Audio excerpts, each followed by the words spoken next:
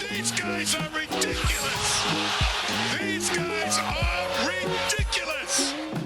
Now, how about them damn Celtics? And we are back with another episode of How About Them Celtics. Sam and I are here recording on Monday, August 28th. And per usual, it's the middle of August, or actually technically the end of August. August went by pretty quick in hindsight. At the time, it felt like it was dragging on, but August is almost over. Unfortunately, instead of being rewarded with basketball, and there is FIBA and stuff, but I mean Celtics basketball. Instead of being rewarded with Celtics, we were rewarded with September, which could be worse than August. Well, I don't really know. There's training camp towards the end of the month, correct? I think so. So we'll start to get more quotes. We're going to start to hear more reports. This is like the last September push. 30th. September 30th. So no, not really. This shit sucks. Oh, I'm sorry. My bad. Training camp opens for teams participating in preseason games outside North America. October 2nd is the first one for U.S. teams. And the Celtics aren't playing outside North America. So no, September's not going to be better is what we just learned before the show starts. So we are in for another great month of nothingness where we are doing our best to find content to give you guys entertainment, which I think we've done a pretty good job at doing. Shout out to Bleacher Report and Celtics blog and everything. I think we definitely have. We're trying. Considering the hand that we're dealt. Yeah, exactly. We're trying our best out here. But with that, we do have some stuff per usual to talk about. And we can start with an article from Bleacher Report, which, again, thank you to Bleacher Report for giving us stuff to talk about in August. The article from Bleacher Report is Zach Buckley's article, and it is the top 3 trade targets for every team. Obviously, the Celtics fall under the category of every NBA team, so they do have a list of some potential trade targets. The first one being Dorian Finney-Smith, who is a name that we've talked about as a potential trade target for the Celtics. The only issue now being how would they get to the salary to trade for Dorian Finney-Smith, which is something we can also discuss. But before we get to that part, we can talk about the on-court fit. And yeah, I mean, that's probably as good as you're going to get for a role player on the Celtics right now. How much money does he make? $13 million. So you'd probably have to give up what? Let me take a look. I'll take a look in trade machine while you talk about if the Celtics wanted to pay $13 million for a guy that can shoot threes and play defense, then they could have paid Grant. Yes. They certainly could have. If you were to trade for him, it would probably financially cost Al Horford. Maybe, I mean, Pritchard would probably be in there. Who else could you throw instead of Horford to eat up a lot of that money, though? The Celtics, even if the Celtics traded Peyton Pritchard, Luke Cornett, O'Shea Brissett, Delano Banton, and Sam Hauser, they still wouldn't be able to match the salary of Dorian Finney-Smith. That's the problem. So I think the only plausible scenario where a trade for Dorian Finney-Smith would make sense is if Malcolm Brogdon comes to Celtics and saying, yeah, it's just not working. I don't really want to be here anymore because you tried to trade me. And then you have to trade Malcolm Brogdon. And then you could do like a Dorian Finney-Smith plus Royce O'Neal and get extra forward depth, but then that would really leave you thin at the guard. So that doesn't even make sense. But like, I understand why Zach Buckley put Dorian Finney-Smith in here, and he said it this way: if Boston could squeeze a 3-and-D wing into the budget, that would give this team someone who can spell the Jays, a slot along them in the smaller, switchier lineups. Finney-Smith fits that mold. The issue being they have no feasible way of actually adding him via trade unless they are significantly changing the outlook of their core 8 people. But outside of the fact that it's not realistic in terms of a trade, Dorian Finney-Smith is cool, right? It's tough to think of trade candidates outside of the $6 million, $7 million range at this point for Boston. It's true. The flexibility is just not there roster wise. There are too many players that could be in there. Like, there's just no mid-level salary guys on this team that you're really willing to get off of. Like, Horford is just not one. He's an important figure. He's a leader. He's more valuable to Boston than the salary he would send out to trade, like to other teams. Yes. And I think that's a big part of the problem there. Like a team like the Nets, even if you're the Nets and the Celtics are willing to do Horford and Pritchard for Dorian Finney-Smith, why would the Nets want Al Horford? Like, maybe he's a nice veteran leader for them, but at that point, just keep Dorian Finney-Smith and on his 3-year contract, trade him down the line as a salary filler. Peyton Pritchard, maybe, but it just doesn't really make sense for everybody involved. Now, if you offer them Rob, maybe, but then even then, like Nick Claxton is filling the same role that Rob does for the Nets. So how much do you need Robert Williams versus Nick Claxton? It's just tough. Dorian Finney-Smith, like, don't get me wrong, this isn't a shot at like Zach Buckley saying it's a bad fit. It's a great fit. If the Celtics could get Dorian Finney-Smith, that'd be a great addition. There's just no real way to do it.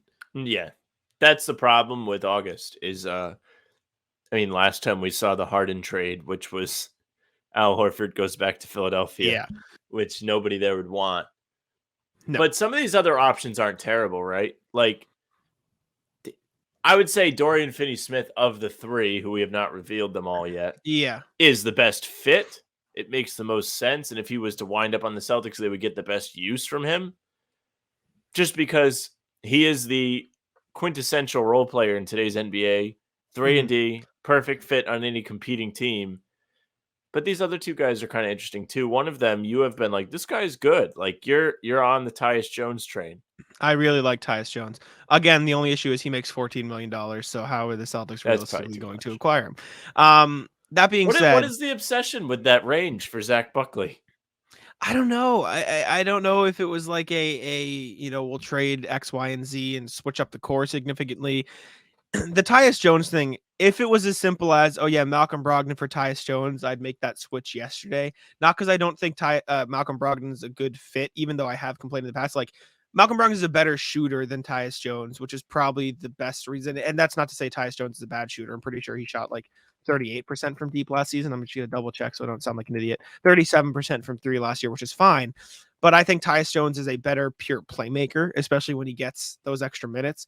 The issue is Tyus Jones wants to be a starter somewhere, and I do think he's good enough to be a starter in the NBA. I mean, he started for those Grizzlies teams when Ja was out, and they were still pretty damn good when he was in the starting lineup. So there's something there. The issues are he makes $14 million, so you'd have to trade Brogdon or one of the bigs and Pritchard for him. And he's entering the last year of his contract, so the Celtics would also have to worry about extending him. Again, if it is the Wizards want Malcolm Brogdon, you get back Tyus Jones. Like, if the Wizards were interested in this for whatever reason, which they probably shouldn't be, Tyus Jones and DeLon Wright for Malcolm Brogdon, I think would be a fine trade. Not because I think Malcolm Brogdon is the best player of those three. However, you'd have some extra depth in case Pritchard gets upset. You'd have another guard to go to. You'd bolster your lineup. I think Tyus Jones would be fine. I don't know if I would definitely do it, but then the issue is, why the hell would the Wizards want to do that, right? Like, why would the Wizards want Malcolm Brogdon? I love Tyus Jones as a trade piece. I think he would be a great starting point guard for the Celtics team, but I don't think he's good enough to start over Derek White. I don't think he's better than Malcolm Brogdon as a six man. And so because of both those things, it doesn't really make sense. And just three, I don't think the Celtics would want to worry about extending him right now. So as much as I love the fit, if the Celtics needed a starting point guard, because I do think he'd be the perfect starting point guard with his group, they don't need a starting point guard. And the money doesn't work to get him as a backup. Yeah. I mean, you said it really pretty much as good as you can say it. He's not as good as the other two guys. No, he's really good, but yeah, I'm kidding. It's tough. It's just an awkward situation. He makes too much money, not on a long enough contract. He's 27, so there's room to improve, but I don't know. I almost feel bad for Tyus Jones because he got traded to Washington for like 2 days, was the starting point guard. Then Jordan Poole gets traded to Washington. And now like he'll probably be the starting point guard still, but Jordan Poole's going to take a lot of shots from him. He'll probably still start at point guard, but Jordan Poole is probably just going to take the ball a lot. So he almost got traded. Yeah, it wouldn't surprise me if Tyus Jones is in Washington for one season, then leaves or is traded at the deadline. Because how many years are on his contract? This is the final year of his contract. So like what if they waive him? Have to worry about. No, they would wait. I guess the trade makes more sense. He's 27. Yeah, he's still. I mean, he's a starting caliber point guard in the NBA. Like they're either going to trade him at the deadline or roll with him in a backcourt. With Jordan Poole, which could make sense. It'll just take the ball out of Tyus Jones' hand a little bit, probably more than Tyus Jones would like. But the last player the Celtics could target, according to Zach Buckley, is another point guard, TJ McConnell, out of Indiana, which makes the most sense in terms of salary. It's probably still a little bit too much for the Celtics to deal with in a trade. TJ McConnell makes $8.7 million.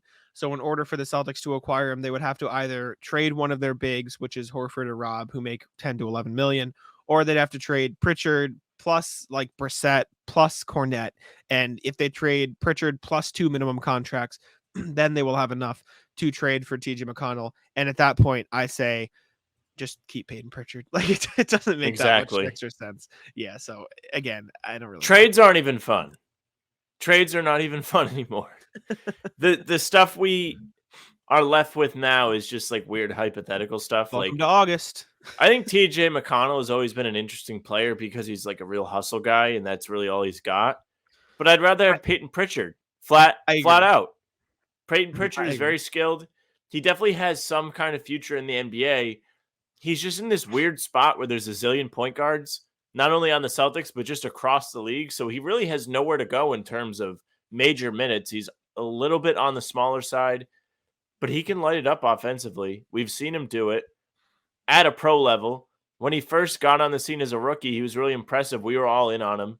We were like, Peyton Pritchard's going to be the future of this team, blah, blah, blah. He's going to take over when Kemba's done. That was a conversation we had. And he definitely has a real spot in this season's rotation, at least you hope. You'd imagine, at least in the regular season, he's going to see some significant time, right?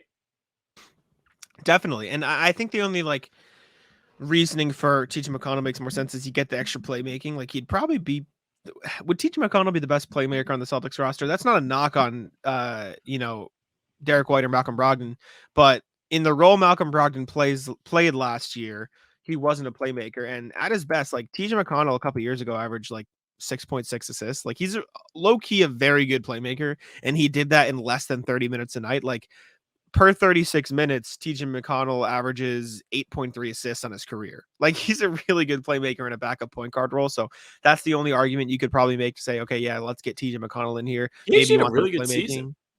Last year, yeah, no, TJ He had McConnell's really a good player. splits. 54.3, 44.1 for a guy that typically doesn't shoot well from three. He didn't. Well, he took less than a 3 a game, but he did shoot them well when he did take them. So there is that. It's just the only argument I could see for TJ McConnell is, okay, maybe you'd rather the playmaking over the shooting of Peyton Pritchard because you have so much shooting elsewhere on the roster. But again, if you're having to include I know Luke Cornette doesn't seem like the most valuable asset in the world, but when he's your 4th string big man with 3 injury prone guys ahead of him, or 2 injury prone guys and a 37-year-old, you probably don't want to give him up. And then also trading a guy you just signed, O'Shea Brissett or Delano Banton or whoever. It's just, it gets to be a lot for a guy who's probably not going to play in the playoffs. Right.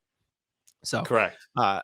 Tough. I like it. If you really want to make a list of, oh, here are some Celtics trade targets: Dean Wade, Furkan Korkmaz, people who fit into the $6 million TPE the Celtics have, which people hate talking about because no one cares. It's depth guys. It's all guys who are probably not going to play many minutes. It is all guys who are probably, not going to play minutes on the team they're currently on. And it's all guys that the Celtics could get for 2nd round picks at the trade deadline, a la Mike Muscala, right? That's a trade target. Big addition. Yeah. And it's kind of useless to talk about guys who make more than $6 million because there's no feasible way for the Celtics to acquire them. Although, if you're ignoring the salary cap, then all these trade targets make sense, right? Like I wouldn't mind any of these guys in the salary Celtics, cap. but yeah, let's play some 2K. Anyways, all right. Speaking of trades, we have another trade to talk about. This is a trade from Lee Tran of Fadeaway World. And sorry, Lee, but last podcast, Sam, we talked about a trade that you hated because it was James Harden to the Celtics and it didn't make any sense. And I hate to say it, but Lee, this ain't it. This is another one that just makes no sense for the Celtics. I'm going to put it on the screen now. It is peak August content. I'll read the headline, then I'll go over it. Proposed blockbuster 4-team trade sends Buddy Hield and Robert Williams to Mavericks, Kevin Porter Jr. to Celtics. This is the outline. The Mavericks get Buddy Hield and Robert Williams. The Celtics get Kevin Porter Jr. and his 2nd round pick. The Pacers get Christian Wood and Peyton Pritchard. And the Rockets get Tim Hardaway Jr. and Josh Green. So let me break this down from the Celtics perspective here. The Celtics trade Robert Williams and Peyton Pritchard for Kevin Porter Jr. and a 2nd round pick. Brad likes those 2nd rounders.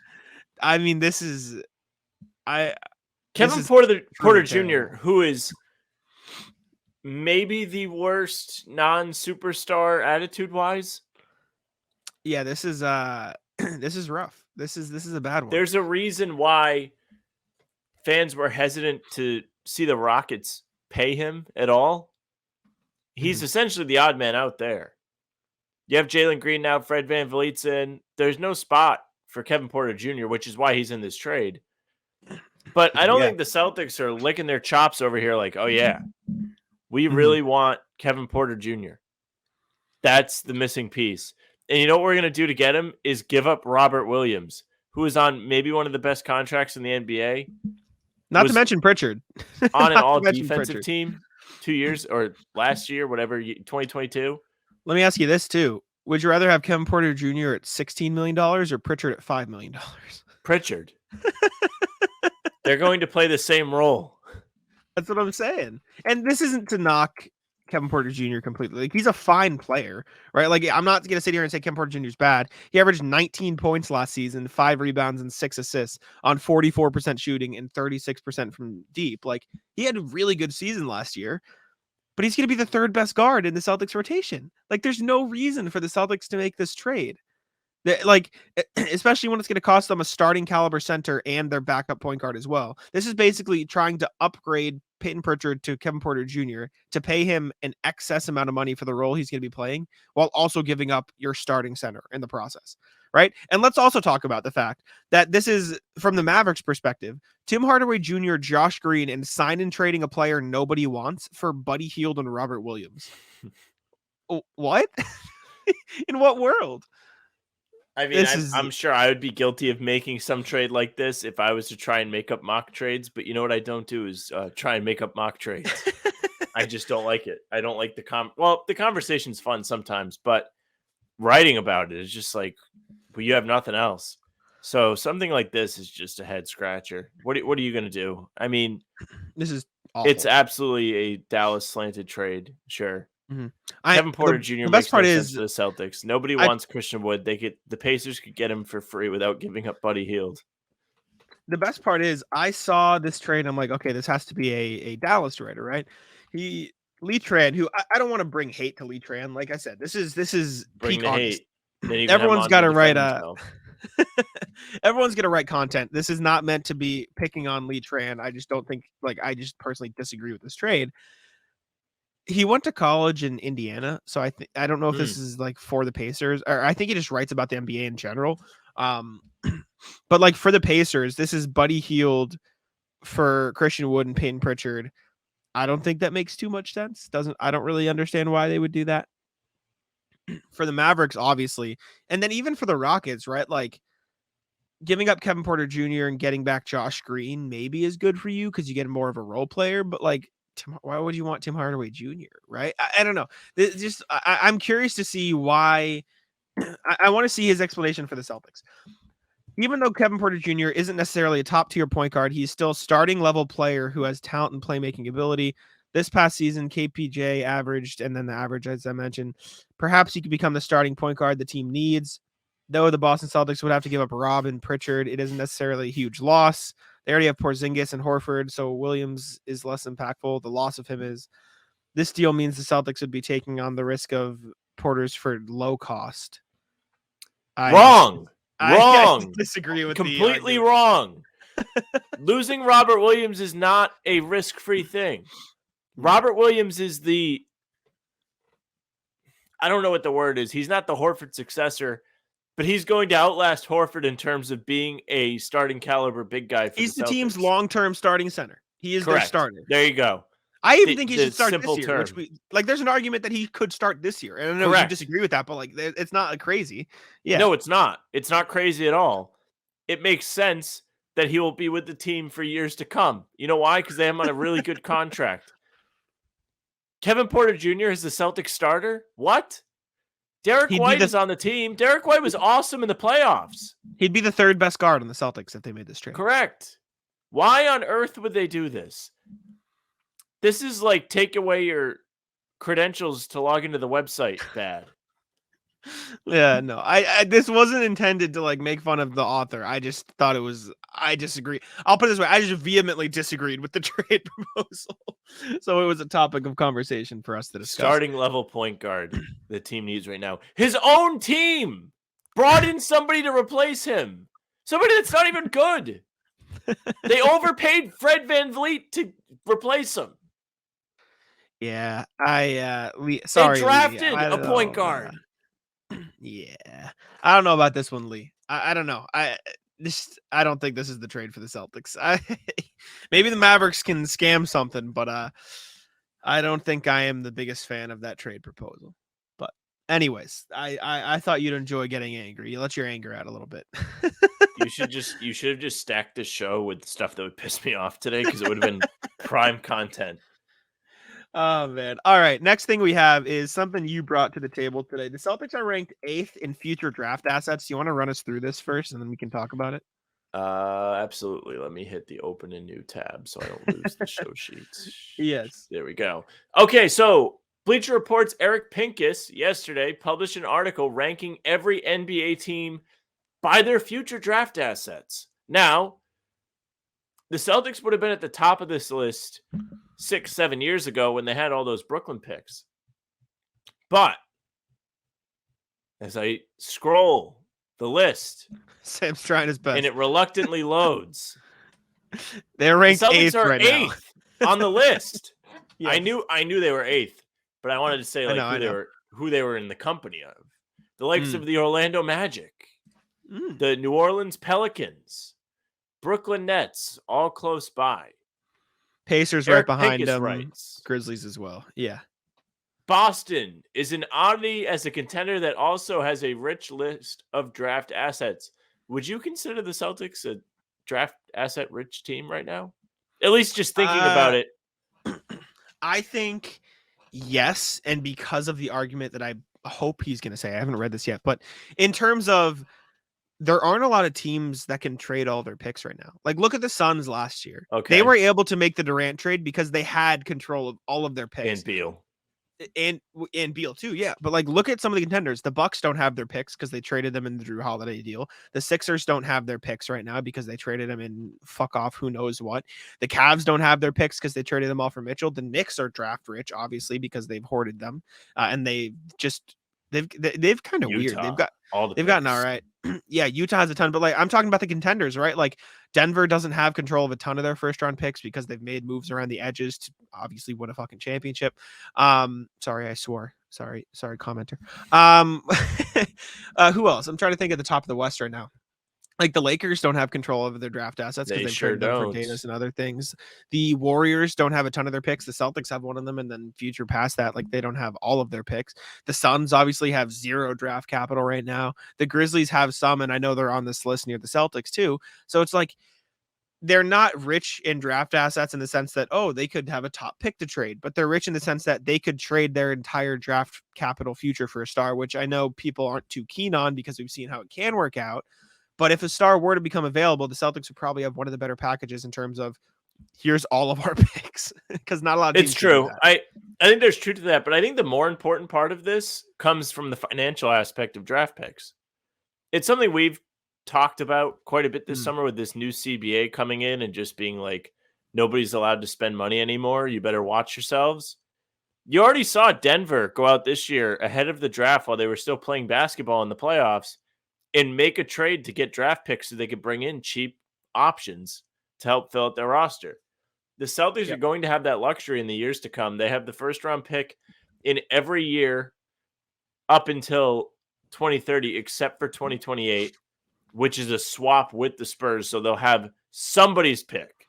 Yes.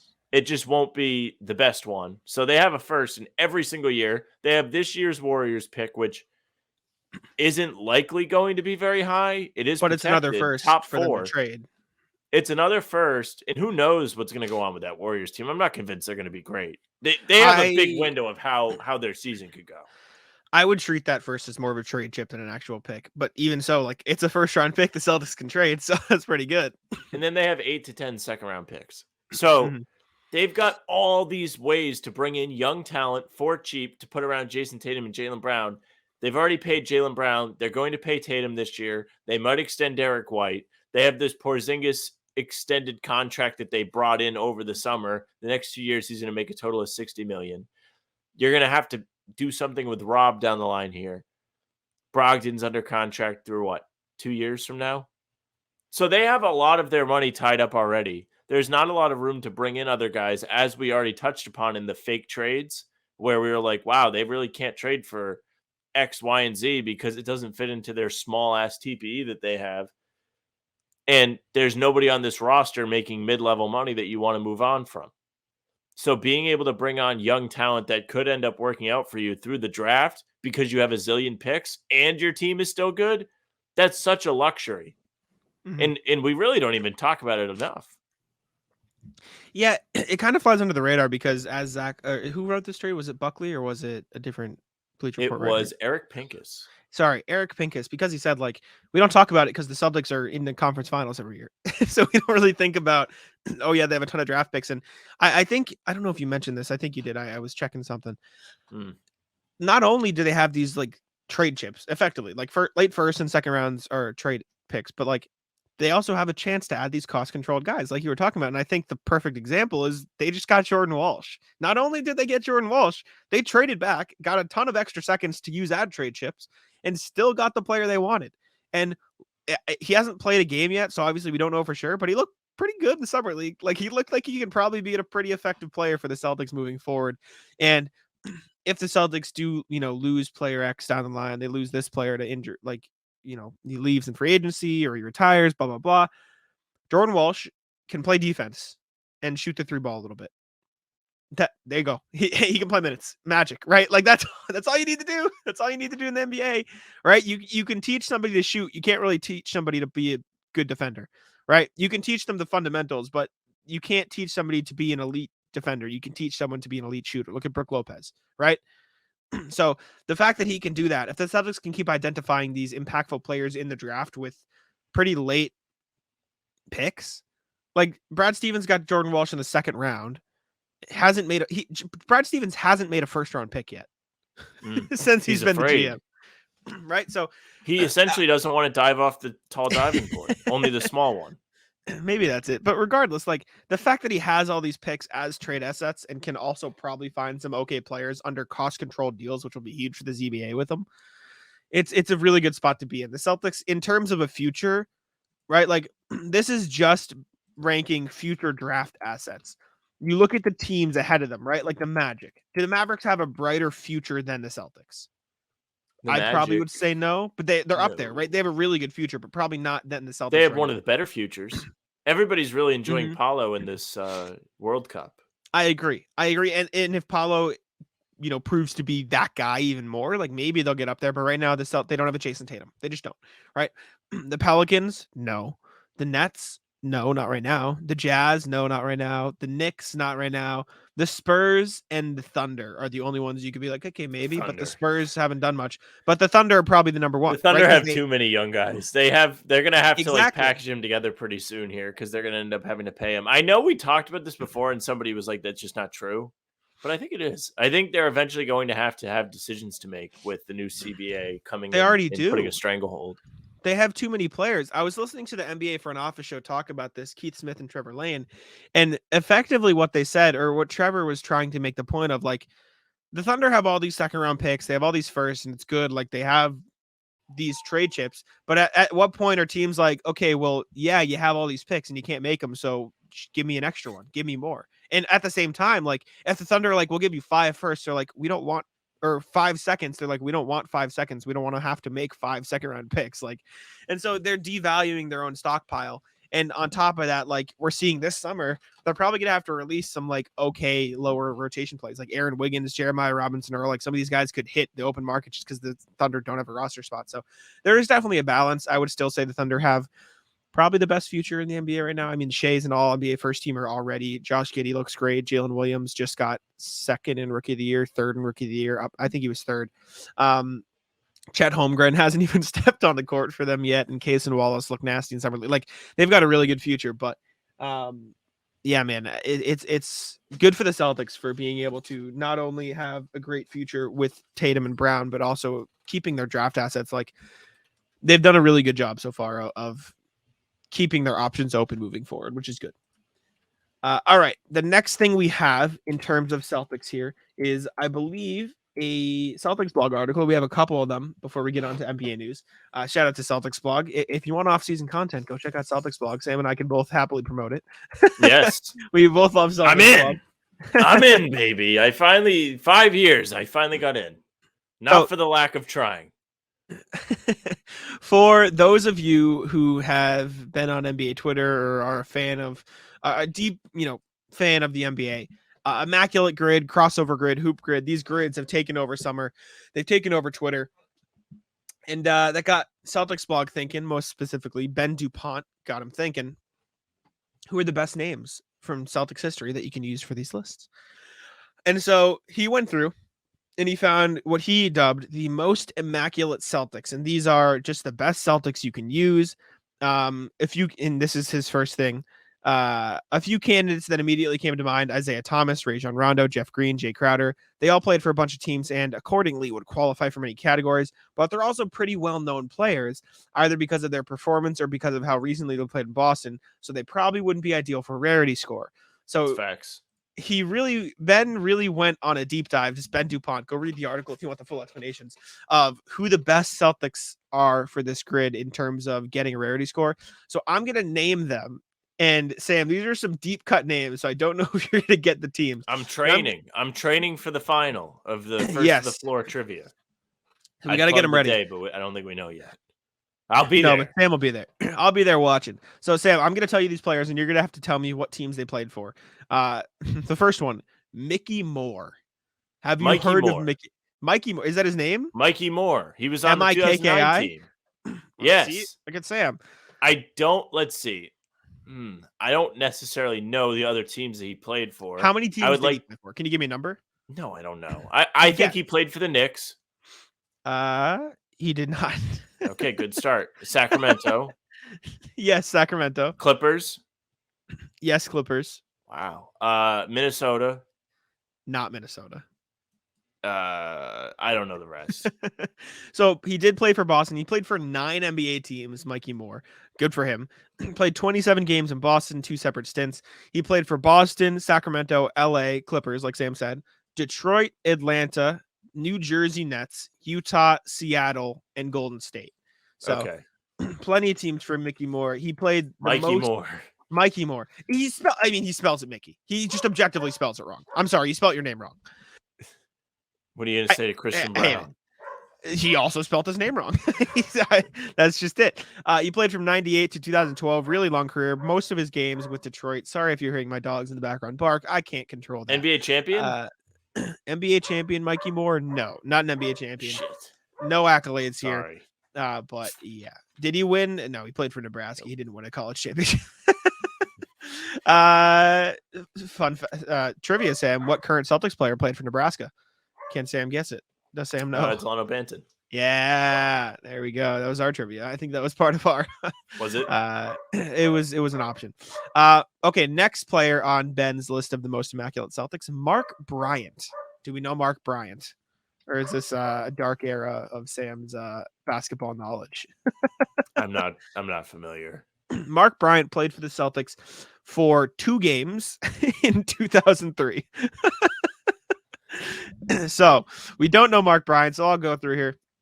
Played the bulk of his career in Portland, 431 games with the Blazers. Also played for Phoenix, Cleveland, Houston, Chicago, San Antonio, Dallas, Philly, Denver, and Boston. So 1, 2, 3, 4, 5, was 6, Boston 7, 8, 9, 10. It was his last stop. Yes. Tough. Just 2 games. Yeah. 10 teams in his career for Mark Bryant. 6'9" power forward center. How many of these are there? 5. There's only 5. So okay. I want to be able to get something. I want to have a good run. Yeah, we got more. Mark Bryant. Okay, Damon Jones is a name that I kind of know, so I assume you should. They drafted him, correct? I can tell you in a second if basketball reference starts loading. They did not draft him. They traded for him when he was a rookie, though, so they had him his rookie season. He was drafted by Phoenix then. No, I thought he was in the Joe Johnson trade. I don't know. These are all 98. Like in the hole of my memory. Yeah, 98. This is 98. Was that the Phillips trade? I don't know. What team did he get drafted by? The Nets, the New Jersey Nets, and then he Okay, was so traded to no. the Boston Celtics. I can tell you in a second, though. I can tell you the exact trade. Let me go to trade partners here. But I do know it wasn't like a draft day trade because he did play for games with the New Jersey Nets before. Okay. You know what I'm saying? Like Yes. it was in the draft day trade.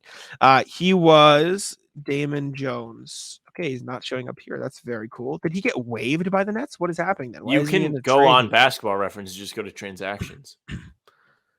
Yes, you're correct. Let me go trade. But I was going to trade. Let me guess some teams. Sure, So yeah. Nets. Yep. Got that one. Got the Celtics too, Cavs. obviously. Yes, he did play for Cleveland. 209 games, most of his career. So good job. Phoenix. Did not play for Phoenix, no. Damon Jones. 10 teams, so you've got a pretty wide net here. And including the New Jersey Nets, 2 of these teams are no longer NBA franchises. Okay, Seattle. No, Charlotte. not Seattle. What? No. The Hornet. Bobcats. How many teams have the Vancouver Grizzlies? Yes. I thought you meant they just didn't exist. Okay, No, then the no. New Orleans Hornets. No. It was the New Jersey Nets and the Vancouver Grizzlies. The rest are actual NBA teams. Oh. Still. Yeah. Like cities that don't, you know what I'm saying? Okay, So fine. yeah, you got the Nets, you got Vancouver, you got Boston and Cleveland. 1, 2, 3, 4, 5, 6 left. Denver, right? These are truly the most immaculate Celtics. These are players nobody gonna get. So Yeah. good for Ben. Do you want me to just list them off for you? Miami. Yes. He played 82 He won a title games with for Miami? No, year No, he before, wasn't on the title 05. team. He was with them in 05. He actually Atlanta. averaged No, not Atlanta. He averaged All right, 12 I'm done. points per game in the playoffs. That's fine. Okay. Milwaukee, Detroit, Sacramento, Dallas, Golden State. So, random assortment. I do want to see how the Celtics I'm upset. acquired him, though. Celtics acquired him in 1998-99 season. Now I want to know. I'm trying to get better with my knowledge from that time period. It's just like a big gap in my memory. Yeah. No, I know. I mean, playing like the 2K eras from like the Have you 90s really? to try and like learn a little bit. Yeah. Damon Jones. Can't find him here. Was it do I have to go to the 99? Was it like the year after? What's All happening? right, we're approaching Sam Goes to find Damon it. Jones Fine, I'll do it signed. I found myself. it. Signed Damon Jones to the first of 2 10-day contracts. So it sounds like the Nets drafted him or picked undrafted. him up. Yeah, he might have gone undrafted, and then the Nets like picked him up and let him go, and then something weird happened. But the Celtics had him on 2 10 days, and that was about it. All right, next one. You ready for the next immaculate Celtic, Sam? Yes. Mike James. Mike James. I don't believe this is the Mike James who played for the Nets like 2 years ago. Okay. This is a different Mike James. Did he play for Phoenix Suns? No. Or is that the other Mike James? That's the other Mike James. This Mike James was drafted or started his career in 2001 and stopped playing in 2014. Did he play for... I had another team. This is so bad. I mean, it's meant to be tough, so that's the point. He Did played he play for 1, the 2, Nets? 3, 4. No, he did not. 1, 2, 3, 4, 5, 6, 7, 8, 9, 10, 11 teams Mike James played for. So again, wide net here, but the point is it's supposed to be hard. You bet I'm going to miss all of them. Yeah, let's see. Sacramento? Did he play for Sacramento? No. Houston. No, he did not. Yes, he did play for Houston. All right. I had a team, and I can't, for the life of me, tell you why they slipped my mind. Cleveland. That was the team. No. You want me to list them off? Or Do we have one done? more? Yeah, there's one more after this guy. He played 55 games for the Celtics. He actually played 55 games, 30 minutes a night. So Mike James played a lot of minutes for the Celtics when he did play for the Celtics in 2003, 2004. He averaged 10 points, but he also played Miami, Minnesota, Toronto, Houston, Washington, Boston, Milwaukee, Dallas, New Orleans Hornets, Detroit, and Chicago. So there we go for Mike James. The last most immaculate Celtic, Tony Massenberg. Do we know the name? Do we know Nope, Tony give up. Massenberg, or is this an L? White flag. Never even heard of him. Tony Massenberg started his career in 1990. He played for 1, 2, 3, 4, 5, 6, 7, 8, 9, 10, 11, 12 different NBA franchises. The Vancouver/Memphis Grizzlies. He played for both.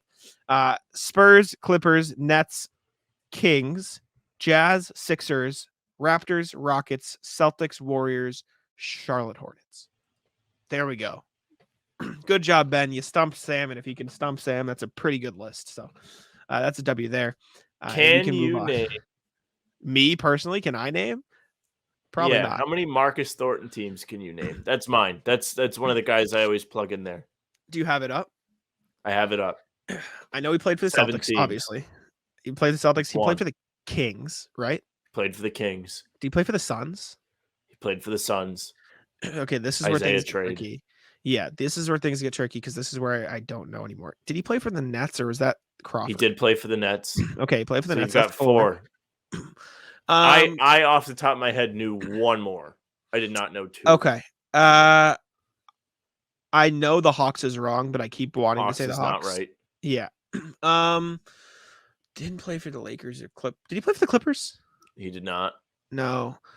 Oh, West or East? Give me a conference. I got nothing. There's 2 West teams, 1 East. Okay. I'm going through. These aren't my guesses. This is me processing. I don't think he played for the Nuggets, and I'm going to look like an idiot if he did. I don't think he played for the I'm just running down. I don't think he played for the Rockets. I don't think he played for the Spurs. I don't think he played I don't know. He probably played for one of the 3 teams I already mentioned. He played for Houston. He played for not Charlotte, New Orleans, and he played for Washington, which was the other team I knew. I wouldn't have known Washington. I feel like I should have known the Hornets, but I wouldn't have guessed the Rockets either. I would have no way of knowing that. All right, I got 4, right? I got 4? That is my go-to immaculate Celtics guy. That's fine with me. I got 4. All right, last Celtics thing we're going to be talking about today. Another Celtics blog article, this time from Jeff Pratt. And we're going to be looking at more current stuff. So if you're a fan of the current Celtics, don't worry about it. One thing that every core Celtics member can improve upon this season, which I think is a good topic of conversation. Okay, great. So you're going to guess, and then I think we should discuss like if we think that's correct or what else we think should be it. So we'll start with Jason Tatum is obviously the first one. I can see it on my screen. Sam, what should Jason Tatum improve upon this season? Here's what I think the answer is going to be is like vision distributing the ball. Okay. What I would like to see personally is him being more dominant inside. Okay. Jeff went with 3-point shooting, and I haven't read That's a good one too. I haven't read the description, but what I can imagine is go back to being the dominant pull-up threat that he was. Yes, because through the first, I did a deep dive on this, I think at the start of the playoffs, like through the first X amount of years of his career, Jason Tatum was like one of the best pull-up 3-point shooters in the league, and that's why you see him take so many. But for whatever reason, he just sucked last year, and it was frustrating because he took so many. But that's not because like, oh, he's bad at them. That's just because he had the worst year of his career, like weirdly significantly the worst year of his career pull-up threes. So seeing him become a more efficient 3-point shooter again, I think is top of the top. I do think vision is huge, and I do think him getting to the inside a little more would help. But I really think if he can become the 38% 3-point shooter that he has been throughout his career again, I mean, that would take him back up to the top. It might sound silly. I think him getting to the rim is going to make him a better 3-point shooter for a few reasons. 1, he's more of a threat on the drive. 2, not that he's not already. 2, if he's getting to the rim dominantly, he'll get to the line more, get more free throws, more looks, getting in rhythm that way. Yeah, no, I know what you mean. I agree. Jaylen Brown is the second player, obviously. I know it's not the left hand because I saw it's not the left hand. The first line of his description is, most of you were probably looking for dribbling left in this section. Sorry to disappoint. So Jeff, yeah, it's not that. His could also be 3-point shooting. His could be defense, getting back to being a good defender, like really consistently. And it could also be setting up his teammates. What are you going with? I'm giving you 3. There's a zillion things I could say. All right. Decision making is what Jeff went with, and I would agree. Becoming a better decision maker, which I guess encapsulates his poor left hand. I stand with, and this is what Don't I said drive into before. five guys. Exactly. Well, I mean, Five Guys, Burgers and Fries, pretty good establishment. Let's not slander Five Guys on the on the show, but sorry, that's on me. I couldn't help myself. Jaylen Brown. I said this before Jason Tatum made the leap, and I do think he has become a significantly better playmaker to the point where I can say he's made the leap to some degree. Jaylen Brown just needs to be a better playmaker. That's for me is it. If he can learn to pass the ball better and learn how to decide when to pull up from the mid range, whether to take a pull up three, whether to drive, whether to pass, the decision making, as Jeff put, is truly, I think, the best thing that he can look for improvement on heading into next year. Is that what you would go with as well? Would you go with his decision making? I think that's a good encapsulation Something along it. of kind of all of it. Yeah, something along those lines. I know what you're saying. Okay. Who's next? The next player is Derek White. Derek White. Improve upon? Maybe they want him to be better at playmaking as he's going to be taking on the starting point guard role. That'll be my lone guess. Jeff went with being more assertive. So it's less a skill. That's a good one. Just be more aggressive. And I agree. Because if Derek White plays like Atlanta first round Derek White the whole season, he's an all-star. You know what I'm saying? Even game 7 Derek White, he had a stretch there where he was like kind of keeping them within that game. He was their best player. He was their best player in game 7. If you go to YouTube and you look up, for whatever reason, Psychopath, look up the highlights of that game, the NBA's edition, he's on the graphic. He's nasty. Derek White. Game 7 is on he's next to Jimmy Butler on the graphic. Mm-hmm. I mean, I've said it multiple times. I think Derek White should average 15, 5, and 5 this season. Should probably be their 4th leading scorer.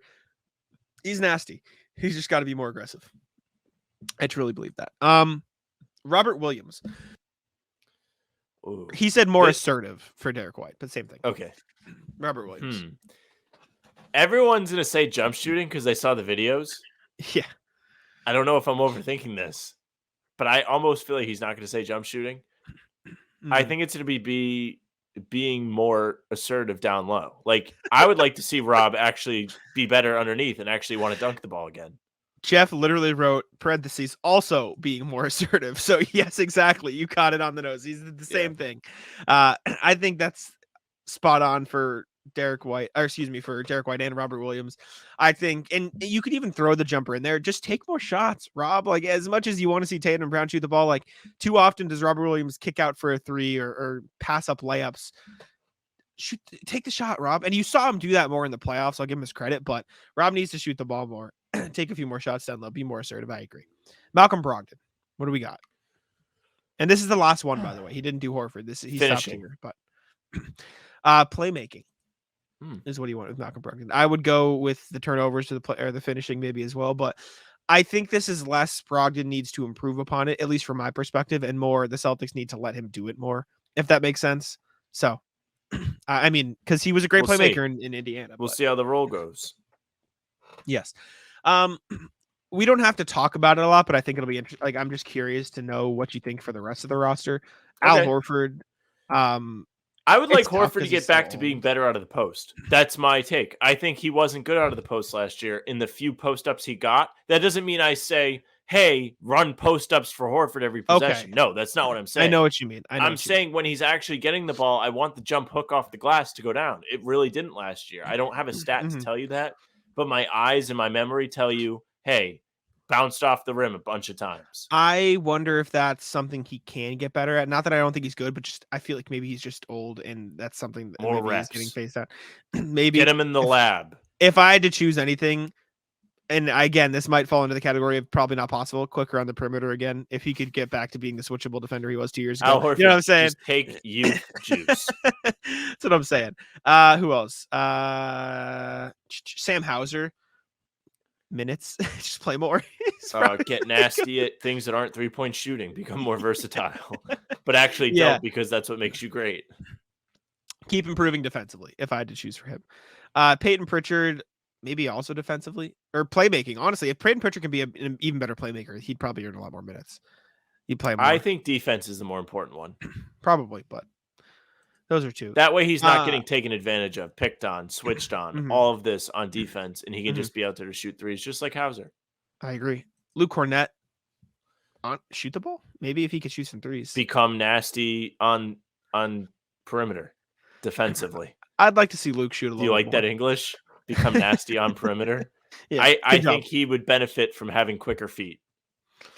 Yeah, I think Al Horford would benefit from being 25. I don't think those things are going to happen. Make him do the little ladders, the Yeah, little step ladder things. All right, I think that's all the Celtics who were on the team last year that will also be on this year. So let's move on to the NBA section of the program, and we'll start with the FIBA World Cup because we have neglected it, and the comments have gotten mad at us for neglecting it. And I'm going to preface this with, we're not experts. I haven't watched as much. I've been These relaxing. games are on in the doing my other morning. work. Jack doesn't wake up.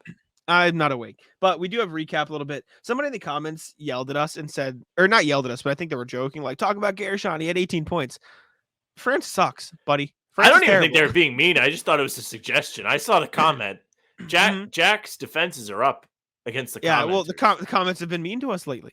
No, I don't think it really. was. I don't think it was intended to be. Well, maybe not to telling us to stop swearing. They're yelling at us for certain things. Whatever. The point is, cool for Gershon. He's cooked. got one more game. That's it. Yeah, France is cooked. They're done. France lost to Canada, and then they lost to a Kristaps Porzingis Latvian team where Darius Bertans, not Davis, is who hurt himself. Starting. Davis Bertans hurt himself, or the other one? The other one. Oh, I had no idea. But yeah, that's tough for France. Good for Gershon, I guess, but they're done. They're cooked. See you later. Yeah. USA is 2-0. And I put on here because Sam tweeted about it. Walker Kessler got owned by Thanasis Antetokounmpo. Yeah, Thanasis not only dunked on Walker Kessler, but like also beat him out of the post pretty bad, and then finished it by dunking on him. So I vote that they should just send Walker Kessler home.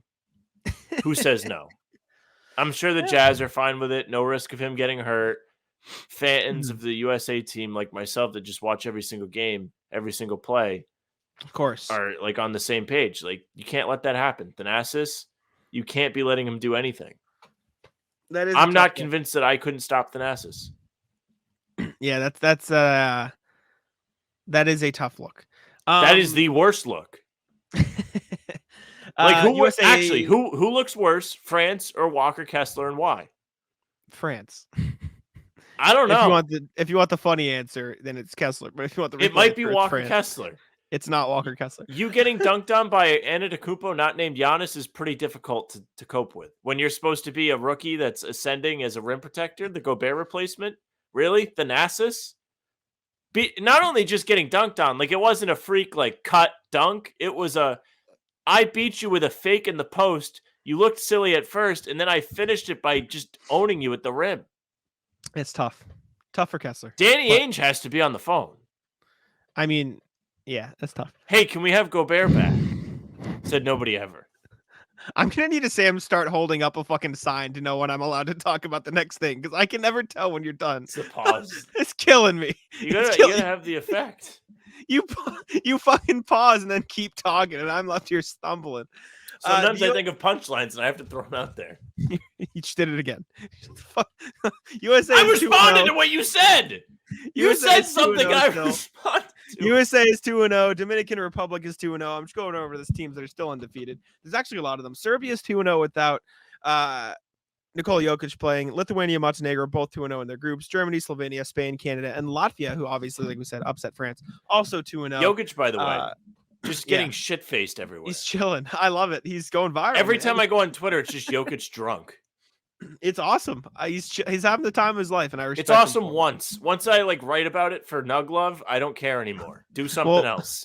Sorry, Sam, you are not the only human on the fucking planet. You piece of shit. I'm an only child. Yeah. What do you want out of me? You fuck. Other storylines from the World Cup. Japan upset Finland. They got their first win over a European team. They came back. I usually wouldn't care. They came back down from 18 points to win by 10, which is just kind of nuts. Which That's I thought Celtics was worthy of talking about. By the way, nothing I love more than when like white guys are playing for Japan. Like who's the guy that's playing on Japan? Like he has like a Midwestern last name. Yeah, their center. I think he was born in the U.S., but he's of Japanese descent or something like that. I don't exactly know. They find any loophole they can to just play on these teams. Well, I was going to ask you, Rondé Hollis Jefferson is currently second in the tournament in points per game. Who is he playing for, Sam? I was listening. Like he was out there. I was listening to the Hoop Collective, and they asked Tim McMahon and Tim Bontemps this question, or Brian or Wendy and McMahon this question. So I figured I'd ask you. I don't know. Good luck. I have Any no guesses? idea. I want to guess like I almost want to say the Philippines, but I know it's not because I know Jordan Clarkson's the one on It that team. is an Asian country, but it is West Asia, so it's not like it's like Is he playing for like Pakistan closer. or Kazakhstan? Jordan. He's playing for Jordan. Jordan. Mm-hmm. They're not very good, but he's averaging 35 points a game. This is like what else we another got? reason it's difficult for me to get into the World Cup. I mean, they did it with Why? baseball too. Like Klay Thompson's brother was on the British team. Yeah. I mean, he is Jordan. He is Jordanian, I think is what it is. He's just born in the U.S., but he's also Jordanian. Another storyline for South Sudan, Kamen Maluik. Sorry if I can't say his name. He's a 2025 draft prospect, but he just made his World Cup debut at 16 years old, which I just thought was like nuts. He's 16. He's 7'2", turns 17 next month. 2025 draft prospect, and South Sudan beat China in the World Cup. So I was like, that's probably worthy of us at least bringing up. I feel like that's actually a pretty decent win. Yeah, I mean China's 0-2 now, so they weren't very good this year. Is Thon Maker on that team? He's not. I actually don't know if he is. I know Carlick Jones is, who is a Bulls player, and he's been like pretty nasty. He's like 6th in. It is funny what NBA players can do when you give them more control. Like if they're not just stuck in a small role, like you're like, oh, that guy can do that. They're nasty. They're NBA players are the best. He can do it, but just not as good as the guys that are allowed to do it in the NBA. Which is why he just shoots threes. Exactly. Speaking of Luka, Rondae Hollis-Jefferson, Carlick Jones, Karl-Anthony Towns, and Jordan Clarkson are leading the tournament in points per game. Tremont Waters is leading in assists. That's your World Cup update from the people who don't really watch the World Cup. That's what we got for you. All right, the next thing. The next thing, then, if we're skipping the next thing, quickly, Noah Lyles, is that his name? Oh, yes. Got really completely mad. forgot about this. Yeah. Noah Lyles got really mad at people. Noah Lyles is a track and field Olympic sprinter or something like that. He's an Olympian. He won, I believe he won gold. He won like double gold.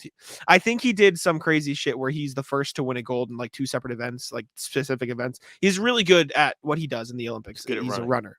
He exactly. Play in the NFL. But he got mad online, which is my favorite phrase. No, he wasn't even online. He was in an interview. Well, he was posted online getting mad at the fact that the NBA champions call themselves the world champions. And a bunch of NBA players commented on the post, like KD, I think Book did.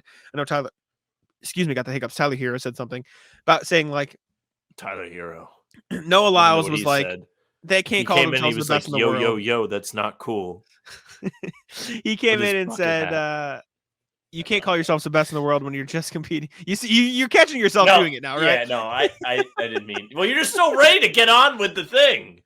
I'm trying to explain the context of what we're talking about for the people who are listening to the show and don't know what we're talking about.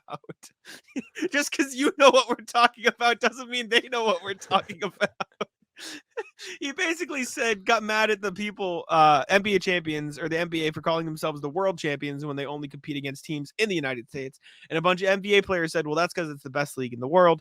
And obviously the argument is all these international players come to the NBA to compete in the NBA because it's the best in the world. So obviously the world champions. And his argument is, well, you're not competing against all the teams in the world, so you call yourselves the NBA champions. This is peak August content, in my opinion, but I'll let you share yours. Well, if you took the NBA champion Denver Nuggets and said, it's Sunday morning, you're going to play against the winners of the EuroLeague. And then once you beat them, you're going to play the winners of the CBA. And then you're going to play the Australian team, the NBL, and so on. They would beat the piss out of all of them. That's how I know it. Like, it doesn't matter. Line them up. It's August. Roll out Jokic, drunk off his ass. Aaron Gordon right next to him in Serbia. All the boys, Jamal Murray rehabbing from the World Cup. They'll beat the piss out of everybody. It's not even going to be close. You see the preseason games where, like, Team X plays Real Madrid. It's not close, except that one time Phoenix lost to the Australian team. Yeah, but like if you extrapolate everything over the course of a championship or playoff run, it's not like it's not going to happen, right? Also funny, if you Google who won the CBA last year, Google thinks it's a typo and spits out the Denver Nuggets. So they're the champions of the CBA too. Yeah.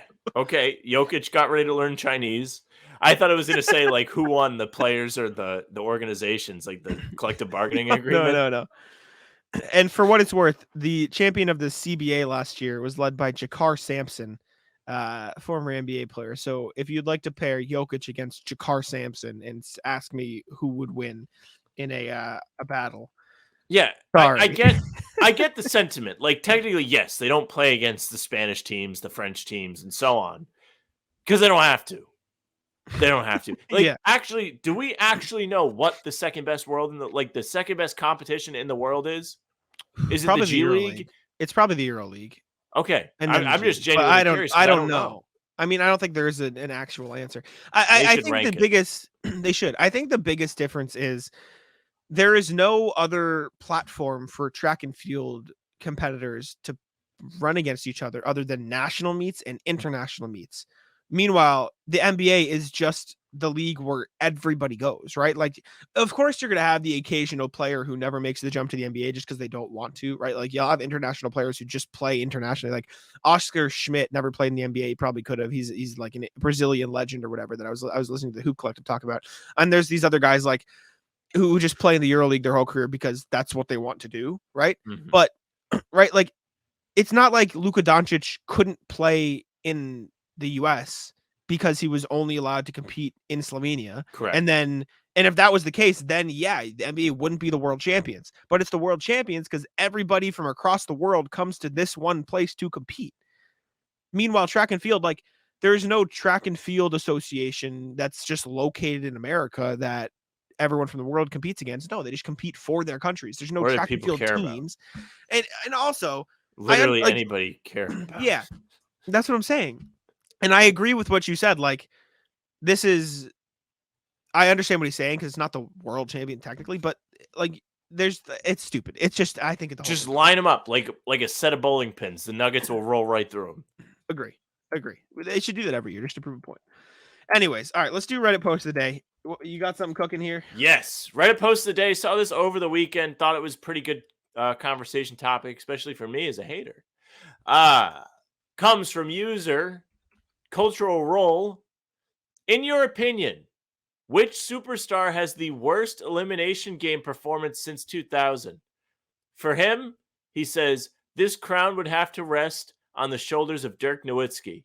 I'm a huge fan of the guy, but going 8 points on 2 of 13 shooting, 0 of 6 from 3 in Game 6 of the first round as the number 1 ranked team in the NBA, it's just unforgivable. Not to mention he was named the NBA MVP a few weeks later, had to accept the award in the street clothes in like the back tunnel of the arena or whatever he did. This cannot happen. He would never live it down in today's social media era. People still talk about it. I know what it is. Do you have any that jump off the top of your head to you, Jack? It's tough for me to think of them. I'm Googling. I do because without can't looking think at of the anything. comments. The first one that comes to mind without looking at the article I just pulled up, I don't know the exact stat lines, but the Suns getting run out of their own arena by the Mavericks 2 Okay. years ago. I mean, That's a that good was one. next level. That's just a I mean, team they lost. performance. Yeah, they lost by like 50. They were like Luka Doncic had more points than the entire Suns team in the first half. Like the owner of the Suns had to put out an apology statement 2 weeks later. Good for him. Like, He should have. that's He tough. probably should have. So that's Was the it first for one the that game jumps or off. was it for the other stuff he did? All right, let's go. All right, what do you got? Off the top of my head, James Harden, Game 6 and 7 against the Celtics. He was terrible, and then It's he's true. demanding a trade. Other mentions from the comments: Paul George, Game 6 of the first round against the Jazz in 2018. He played 45 minutes, shot 2 of 16, 0 of 6 from 3. He had 8 assists, 6 turnovers, and a 5-point loss. This Paul Oof. George. Paul George. The first one I found was former Celtics Dennis Johnson. This is the number one on this No. sports keto list. Number 1, Game 7 of the 78 finals with the Sonics. 4 points, 4 rebounds, 2 assists, 3 blocks, 0 of 14 shooting. Oh my God, dude. Can you imagine? Can you imagine today, like with Twitter? In a game they lost by 6 points. Yeah. Wow. Somebody said I know the question is since 2000, but we can give an honorable mention to John Stark's 1994 Finals Game 7. In a low-scoring game/era, the man managed to go 2 of 18, 0 of 11 from 3. If he shot 35%, the Knicks would have won a title, he says. Can you imagine me if somebody shot 0 of 11 from 3? I would have an aneurysm. Well, Sam, number 2 on this list is Game 3 of the 2010 Finals, Ray Allen. I wasn't old enough to have an aneurysm.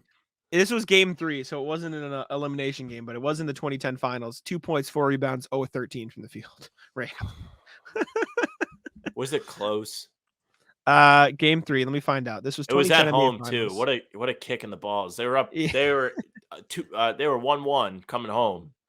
That I know.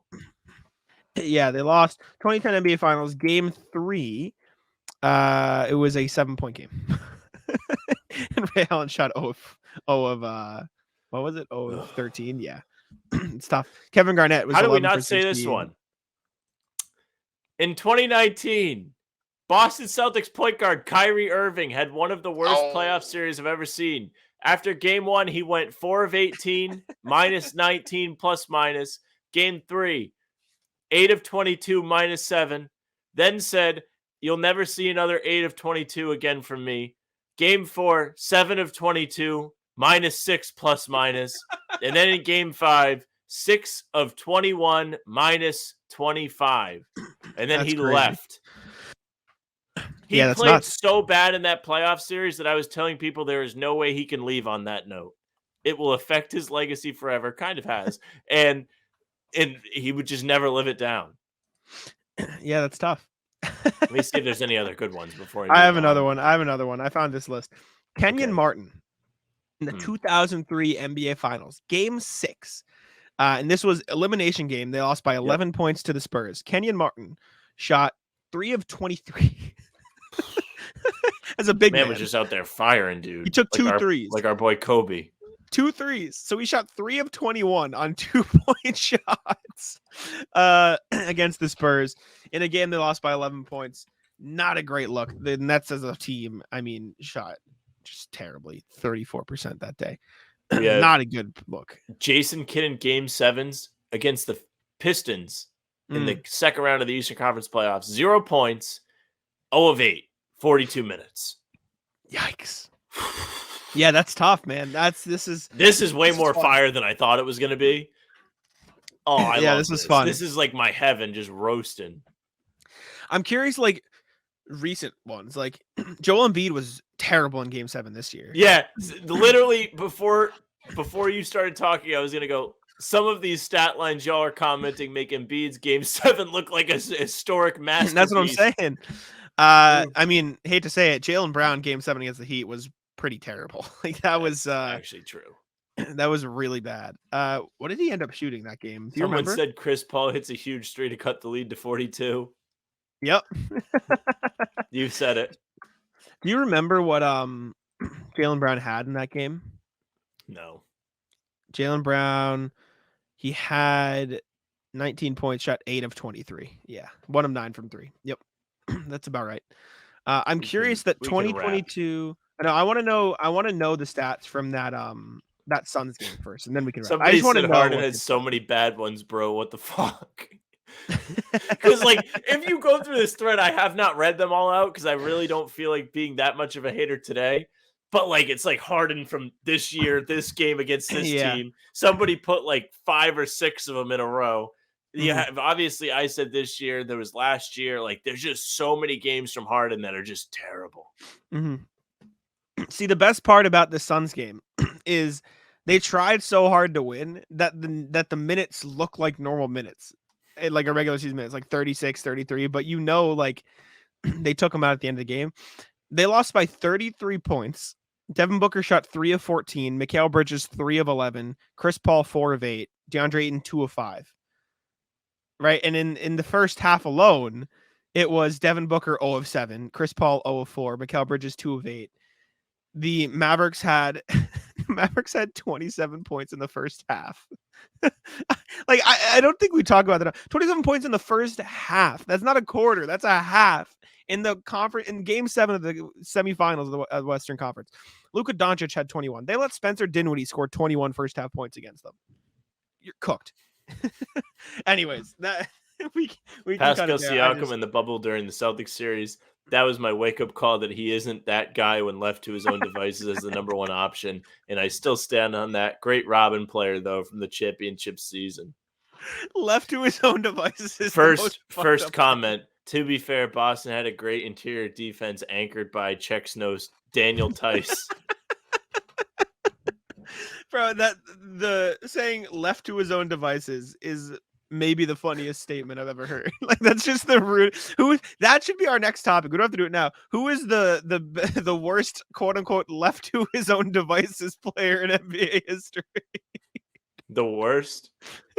Yeah. Who is the worst, like, a second option who's great as a second option, but when you put him as the first option, it's just, I mean, people immediately listening to this would be like, let's look at Jaylen Brown's Game 7 against the Heat. But, like, genuinely, who is the worst elite second option?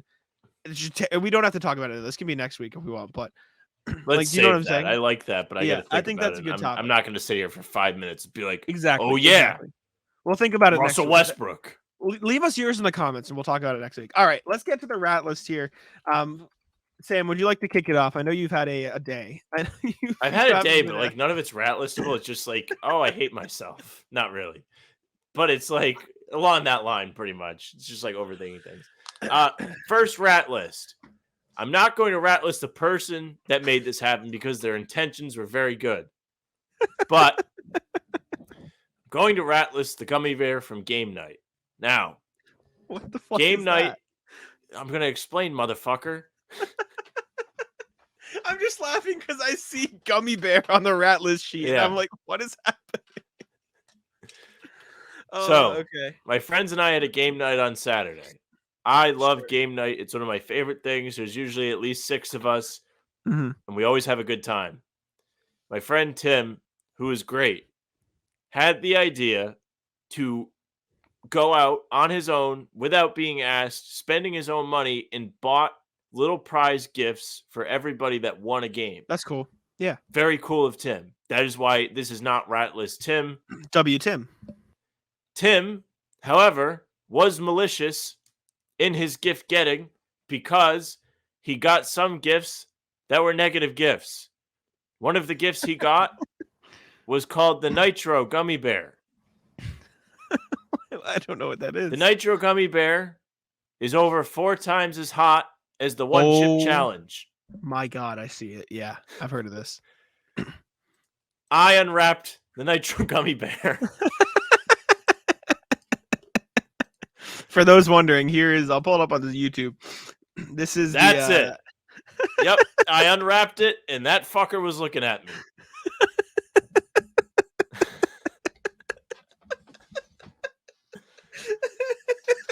Did you eat it? You had to. You can't. I ate half of Little Nitro.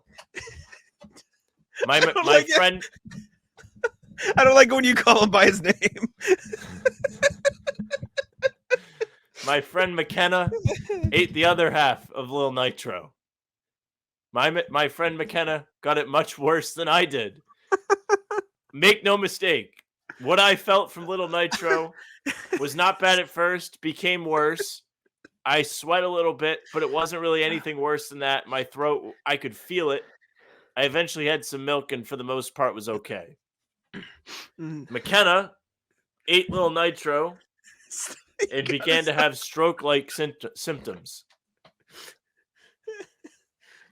He said he was burning very badly on one half of his mouth. When I was suffering from the effects of the gummy bear, I said to McKenna, "Do you have milk?" And then McKenna said no, as he has the entire cereal aisle on the top of his refrigerator. But he ended up having milk after he checked. So I had a sip from the carton. He proceeded to drink half of the carton. And then proceeded to complain about his stomach because he drank too much milk. And then after we all left, he threw up and felt all of the heat from Lil Nitro again on the way up. So I guess the gummy bear should not be on my rat list, but McKenna's rat list. But I think it made for a pretty good story. Wow. So wait, let me. He got prizes. So you won the game. And you unwrapped Lil Nitro. Correct. And at like when we were playing games, like this happened towards the end of the night. So he had like a bunch of stuff, and he was really like he wanted to offload these gifts. He was like, yeah, like we still have a lot more, guys. Like, let's give out a prize, because he wanted somebody to get the. He also had the one chip challenge. Yeah, that's so fucked up. Well, what would be more fucked up is if you bought Lil Nitro and then put him in a bag of Haribos and then like, here's some gummy bears. I don't think I can fully express how much I hate you calling him Lil Nitro over. It's his rap name. Him and Tyler Hero. Oh my god. I don't have anything nearly as funny as that for my rat list, but I'll try my best. I should have saved it then. I should have closed with Lil Nitro. I'll rat list my glasses. Here, I'll show you. You can see them on the camera. I need to super get glued them again. goggles. I know. I super glue them again. You can just see the line of super glue. But the past 2 weeks I've gone to basketball. Sam and I play on Sundays, just like pick up or whatever.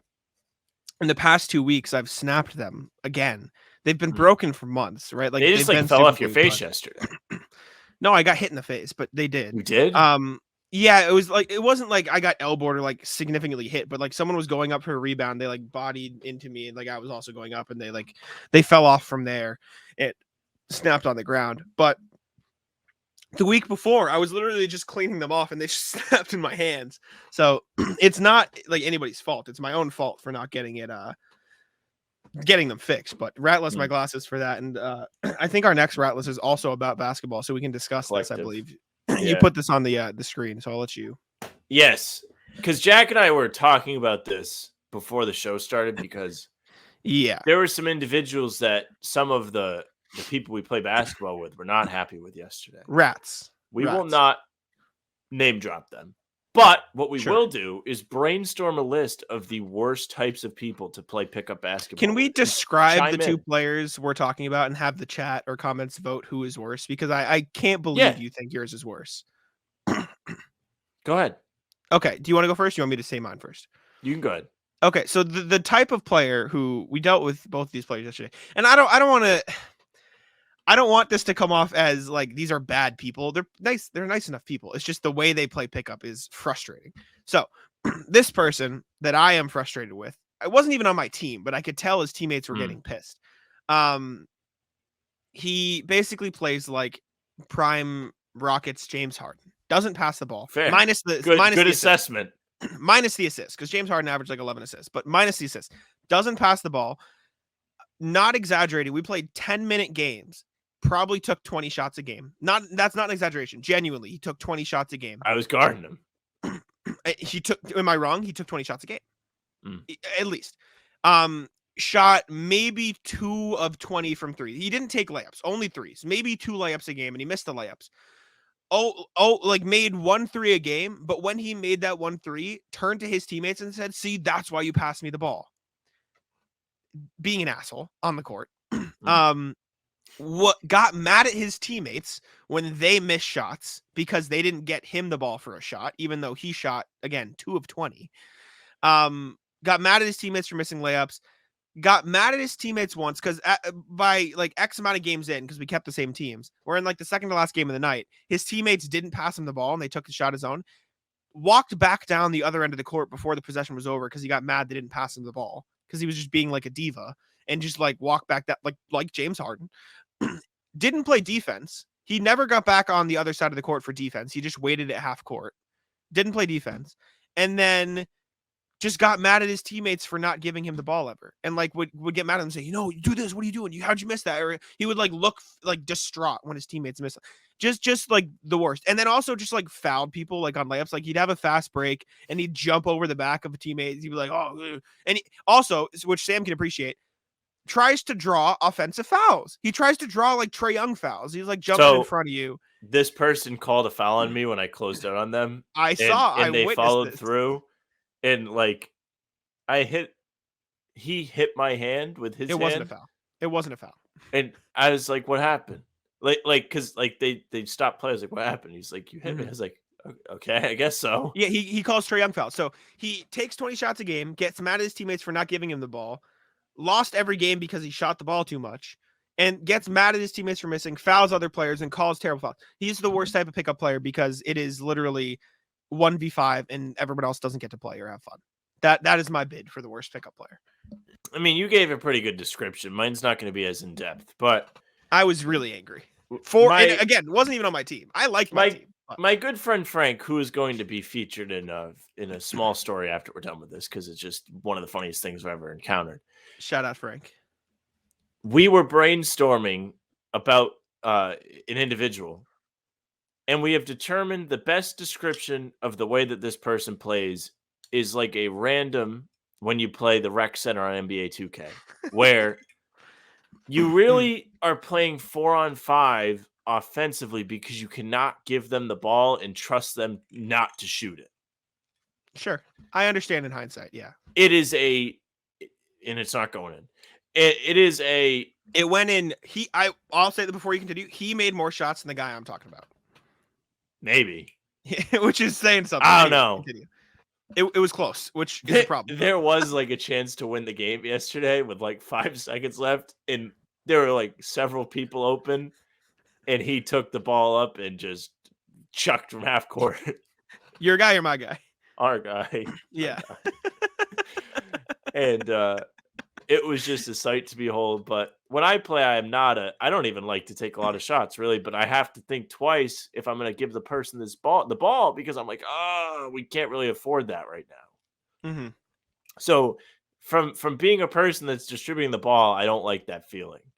And I don't have to deal with the type of person that you're complaining about, because either I'm going to handle the ball, or two, like it's like a respect thing where like it's like, okay, I'm not going to, like, there's a trust element. He feels the way that I feel about the rec random, about literally everybody he plays with for whatever reason.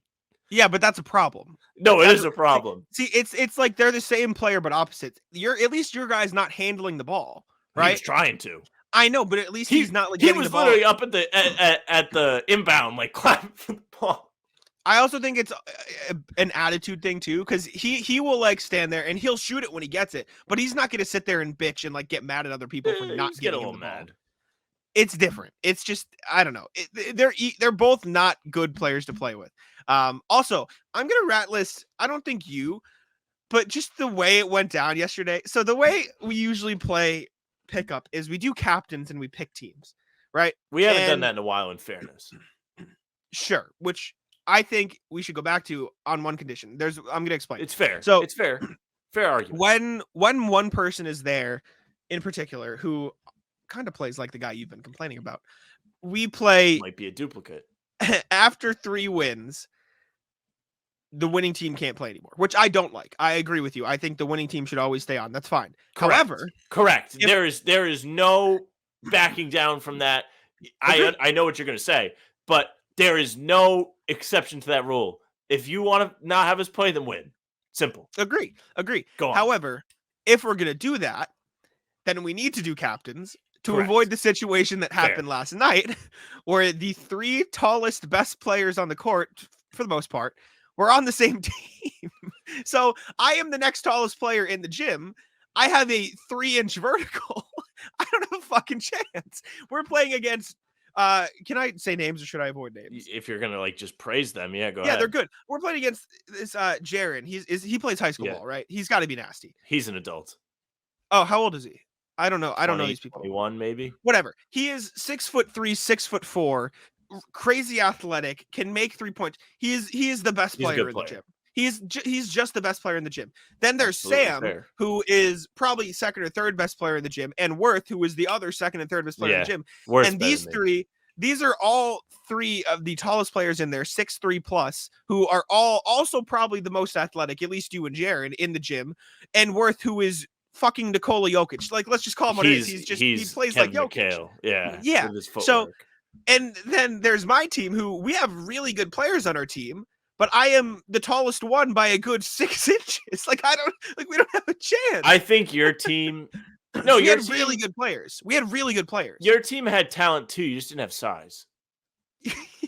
Yes, but when like you guys really should have beat us. Like we got kind of lucky the game that we did. We were there, and that's the only reason I wasn't super mad, because we were right there and we should have won a couple of them, but we just didn't.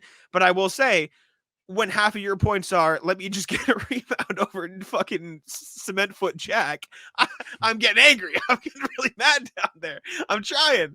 And so that was frustrating me. If we're going to play winner stays on, we got to do captains, because that team would not have happened if they were captains. I think our team was definitely the best team, but I don't think we were so good that we could not be beat. Like we almost lost 2 or 3 times. I agree, and I think our team we had really good players, because we had effectively all the best point guards. You had the right? good small players. Exactly. But when you have a team that's really good and a team that's really good, and the one big difference is everybody on your team is 5 inches taller. Yeah, it's you know what I'm saying. So that's why I was getting angry. But by the time we lost like 2 games in a row, I was less angry in the sense that this team is unfair, and more angry like, fuck, I just want to beat them. This is pissing me off now. And so that's where it was. But I do think we should do captains if we're gonna do it like that, because also that third team was Speaking of third team, yes, Frank. Love Frank. Frank's a legend. I drove Frank to basketball yesterday, as I usually do on Sundays. I enjoy the company in the car. I like giving rides. I also brought Devin, who is a friend of the show.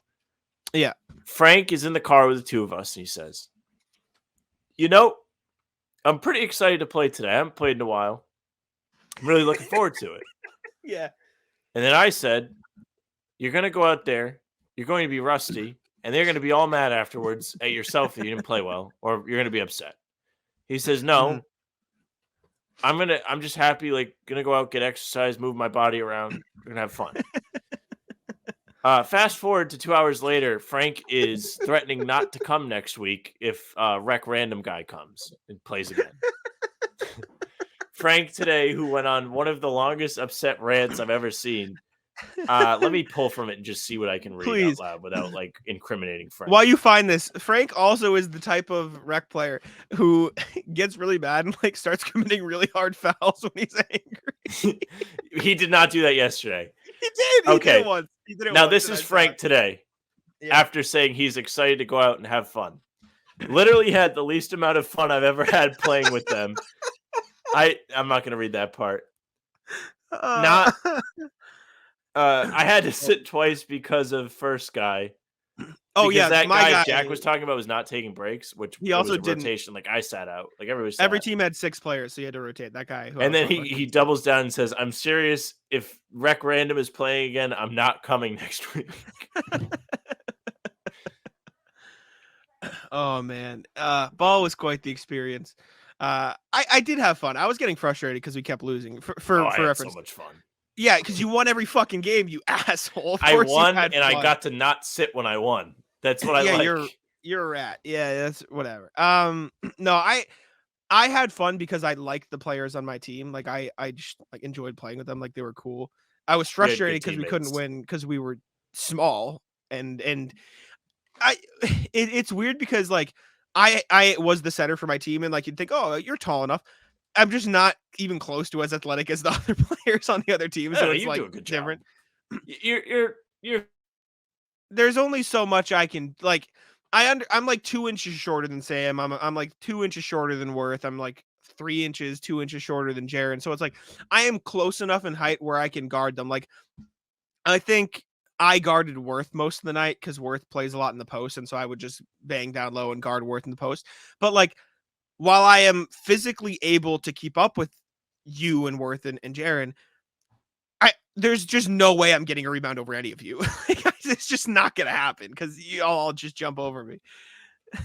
It's just not close. I mean, there were a couple of rebounds where Jaron would literally just grab it from my hands and put it back up. Like I can't do anything. And then also, as much as the players on my team are like good defenders, like I was talking to Tyler, and Tyler was like, "Yeah, I literally just jumped and Jaren shot over me. I couldn't do anything." So like, there's only so much you can do. But like I said, I like the players on my team, so I had a good enough time. Anyways, I hope right, that wasn't boring. If you listen to this, just let us know what you think of it, because it could go either way. I think it was entertaining, but if you don't know any of it, I can see you hating it. I mean, Lil Nitro was all time. Oh, no. I don't mean the rat list as a whole. I just mean us talking about playing basketball. Yeah, hopefully you liked it. I mean, Lil let us know in Nitro. the comments. You put him on the thumbnail. All right. Anyways, thank you all for tuning in. We appreciate you very much. We'll put the How About Them Celtics back on the screen. As a reminder, subscribe to How About Them Celtics. We would appreciate it very much. I think we're at over 1,200 subs now, which is pretty cool. Thank you all for tuning in. Check us out on Spotify and Apple. Leave us 5 stars and leave us a comment. Leave us a comment about the who the worst second option as a first option is, and whose pickup player you would like to play with least. Let us know about the rat list. Give us some feedback on the rat list. Yeah. And I'll let Sam tell us what you think. Yes, thank you very much for listening or watching. If you're watching, you're on the YouTube page, whether it's us, CLNS, or the other CLNS channel. If you're on ours, subscribe, join over 1,200 others, hit the notification bell so you don't miss any of our daily uploads this summer. As painful as they may be to put together, you can watch them. Leave a like, comment, let us know all the things that we talked about, what Jack just said. You can find us on Spotify and Apple as well. Leave a nice 5-star review there and follow us. You can find the socials. They're at How About Them C's, Twitter, Instagram, and TikTok. The Facebook is just the name of the podcast. You can find Jack on Twitter at Jack's Money Bay. You can find me at Sam LaFrance, and that's it for us. Bye.